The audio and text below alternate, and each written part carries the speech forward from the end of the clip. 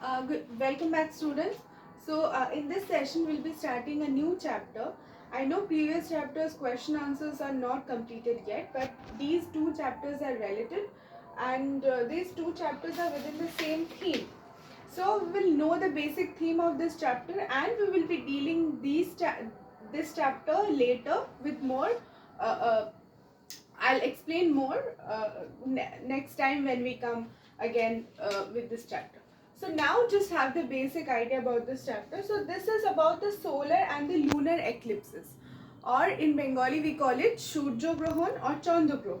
So what is this? So the solar and the lunar eclipse happens when the shadow of the moon falls on the earth, which blocks the sun rays. So this is the solar eclipse which happens. Okay, so similarly the lunar eclipse also, the shadow in lunar eclipse, what happens, the shadow of the earth falls on the moon, hence the sun gets blocked. The moon doesn't receive the sun rays when the shadow of the earth falls on the moon. That's what the lunar eclipse is. I'll be explaining it later on. Today we'll be knowing about solar eclipse.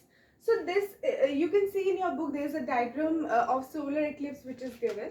So it shows that the this is the this is the way of showing how the shadow of the moon falls on the earth and how the sun rays are being blocked. So this is the sun, and the rays of the sun falls on the earth. Okay, that's why we have days and nights.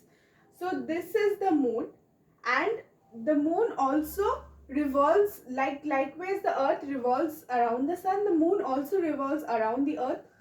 So the moon revolves in this orbit around the earth.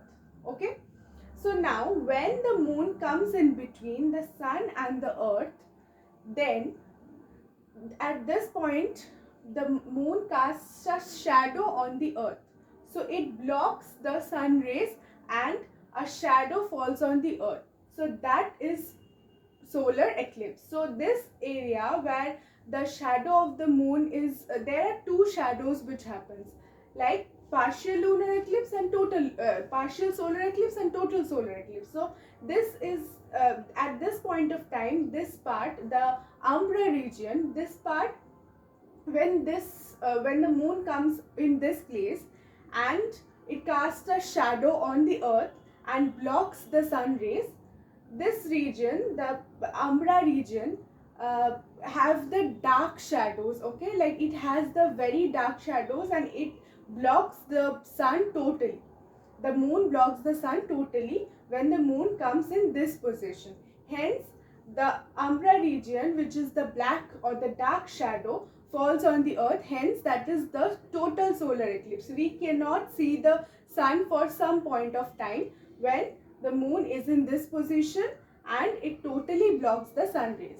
Then when the moon again revolves, starts revolving and changes its position, gradually when it rises, gradually when it changes its position, it comes to the penumbra region. Penumbra region means it slightly changes its place, and the shadow which falls on the earth is not as dark as before. The shadow which is casted on the earth's surface when the moon changes its position from the place where it was a total solar eclipse to a place where it's a partial solar eclipse, at that point of time it blocks the sun rays halfway or a bit.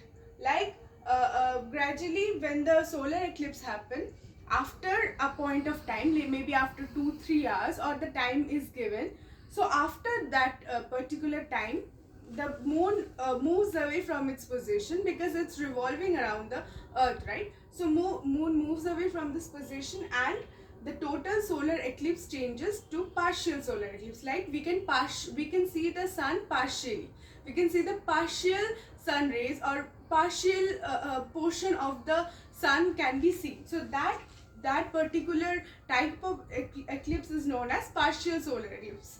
So partial solar eclipse happens when the moon moves from this position and this shadow, which when the shadow is casted over the earth from this particular position, it is a total solar eclipse, while when it changes, it forms the partial solar eclipse, both at here before entering the total solar eclipse part, and then when it moves again after completing the total solar eclipse, again we see the sun, which is the partial solar eclipse. So this region which casts the dark shadow, the darkest phase where the total solar eclipse happened, this shadowy part is known as the umbra region.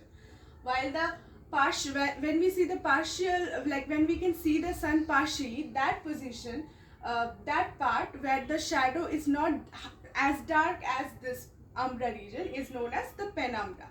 So these two parts are the penumbra, while the middle part, that is the dark part, is known as the umbra region. So this is about the solar eclipse. Reasons for our solar eclipse are, the eclipses happen for the following reasons, that are the orbit of the moon around the earth. So since moon is a satellite of the earth, so it revolves around the earth, right?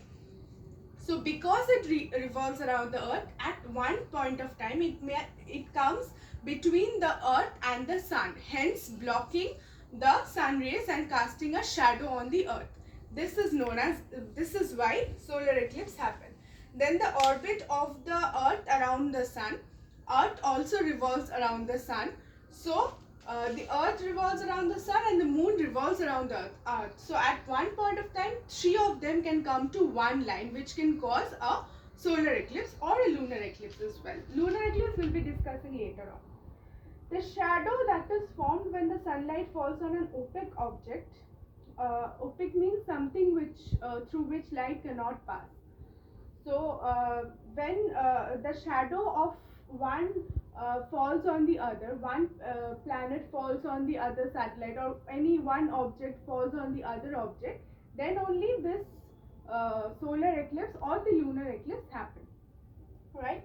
So there are various stories, myths about solar eclipse or lunar eclipse. Like there are many mythological explanations of lunar eclipse as well as solar eclipse, which we hear from our ancestors, our grandmothers, grandfathers, and all of them. And we also follow certain rules during the solar eclipse or the lunar eclipse. Like we should not do this, we should not do that. So few of them are obviously scientifically proven, and this is the logical reason, this is the reason behind the solar eclipse. And so this is about the solar eclipse. So the astronomers and scientists have explained with logic and definition about the causing or the reasons why the solar eclipse or the lunar eclipse caused. So I hope you have understood why the solar eclipse is caused, and you have understood how it is caused, and we'll be discussing about the lunar eclipse in the later class. So we have started this chapter. We will be having a recapitulation of the other chapters which we have already completed in the next class.